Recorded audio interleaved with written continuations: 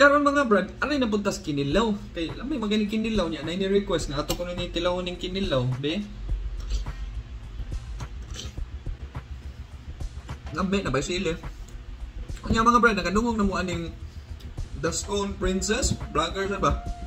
Kaya, nagkakita mo ko siya mga kuan, day. Nagkakita ko siya mga vlog, day. Wa man kay ko na intriga gid kayo. Kay diha ra man kakutob sa butong sa mga prutas o mga tamis. So kaya ko na ng mga hardcore nga mga exotic na klase ng mga pagkaon day.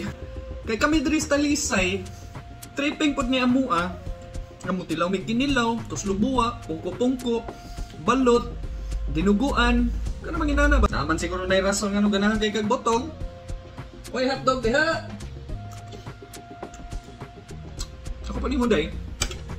So ayan ang mga exotic kay ang mga tao malingaw na magkakita sa nagputi na mukhaon sa ilang pagkaon.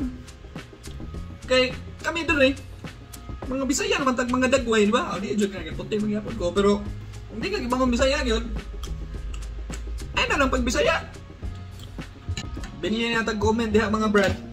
Kung unsay pamina ninyo ani, alib tag share sad unya may tamo abot ni Scone Princess para ma-replyan ta niya. Unya ato ni tanawon kung musukol ba siya kaon og mga ingnani. Ako, may problema.